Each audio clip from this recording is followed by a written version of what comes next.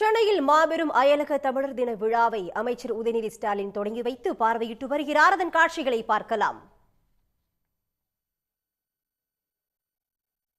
இது பற்றி விரிவான தகவலை தர காத்திருக்கிறார் செய்தியாளர் அன்புச்செல்வன். அன்புச்செல்வன், சென்னையில் 2 நாட்கள் நடைபெறும் இந்த விழாவில் எத்தனை நாடுகளிலிருந்து தலைவர்கள் கலந்து கொள்ள இருக்கிறார்கள்? விவரங்கள் என்ன?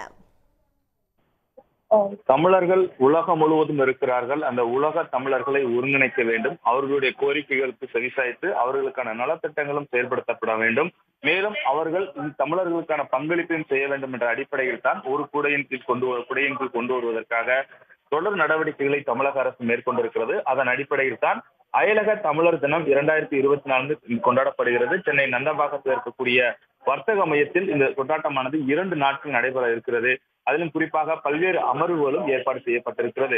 இந்த நிலையில் இளைஞர் நலம் மற்றும் மேம்பாட்டுத்துறை அமைச்சர் உதயநிதி ஸ்டாலின் தற்போது இதற்கான கண்காட்சி அரங்கம் ஒன்று அமைக்கப்பட்டிருக்கிறது. அதில் வாரியம், ஆணையர், அயலக தமிழர் ஆணையரகம், அதே போன்ற அரசு எவ்வாறு செயல்பட்டு கொண்டிருக்கிறது என்பதை காட்சிப்படுத்தக்கூடிய விதமாகவும் பல்வேறு நாடுகளில் இருக்கக்கூடிய தமிழ் சங்கங்களுடைய அரங்குகள், இந்து சமய அறநிலைத்துறையோட அரங்கு, தொல்லியல் அரங்கு, பள்ளி கல்வித்துறை என அனைத்து விதமான அரங்குகளும் அவர்களுக்கு அறிமுகப்படுத்தக்கூடிய வகையில் அந்த கண்காட்சியை தற்போது அரங்கை அமைச்சர் உதயநிதி ஸ்டாலின் திறந்து வைத்திருக்கிறார். இதைத் தொடர்ந்து இன்னும் சற்று நேரத்திற்குள்ளாக விழா மேடைக்கு வந்து அயலக தமிழர் தினமானது கொண்டாடப்பட இருக்கிறது. இந்த நிகழ்ச்சியை தொடங்கி வைத்து சிறப்புரை ஆற்ற இருக்கிறார். பல்வேறு நாடுகளில் இருந்தும் முக்கியமாக நாடாளுமன்ற உறுப்பினர்கள், அதே போல பல்வேறு நாட்டினுடைய மிக முக்கியமான பிரதிநிதிகளும் வந்திருக்கிறார்கள். இலங்கை, மலேசியா, சிங்கப்பூர், லண்டன், அதே போன்று கனடா உள்ளிட்ட பல்வேறு நாடுகளில் இருந்தும் பங்கேற்றிருக்கிறார்கள்.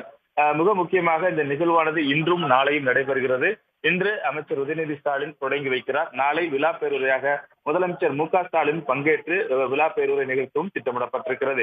இந்த நிலையில் தான் பல்வேறு அமர்வுகளும் இங்கு நடைபெற இருக்கின்றன.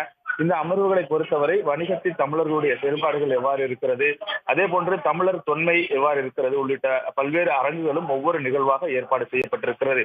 இந்த அரங்குகளை பொறுத்தவரை வணிகத்தில் தமிழர்கள் ஒளிரும் எதிர்காலம், இதில் பீட்டர் பழனிவேல் தியாகராஜன் பங்கேற்க இருக்கிறார்.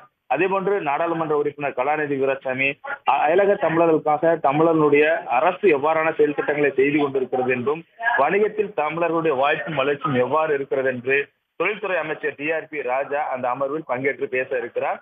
மேலும் நாளை நடைபெறக்கூடிய நிகழ்வை பொறுத்தவரை முதலமைச்சர் மு.க.ஸ்டாலின் இந்த விழா பேருரை ஆற்ற இருக்கக்கூடிய நிலையில் தமிழ் மொழி வளர்ச்சிக்காக அயலக தமிழருடைய பங்களிப்பு எவ்வாறு இருக்கிறது என்பது குறித்து நாடாளுமன்ற உறுப்பினர் திருச்சி சிவா, அதே போன்று கல்வி கற்பிப்பதில் எவ்வாறு இருக்கிறது என்பது குறித்து பள்ளிக்கல்வித்துறை அமைச்சர் அன்பில் மகேஷ் பொய்யாமொழி போன்ற அமர்வுகளும் இந்த 2 நாள் அயலக தமிழர் தின கொண்டாட்டத்தில் நடைபெற இருக்கிறது.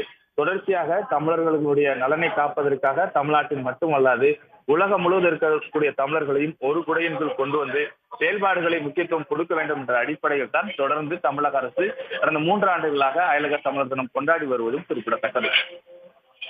உங்களுடைய விரிவான தகவல்களுக்கு நன்றி. உடனுக்குடன் செய்திகளை தெரிந்து கொள்ள சன் நியூஸ் பெல் ஐகானை கிளிக் பண்ணுங்க.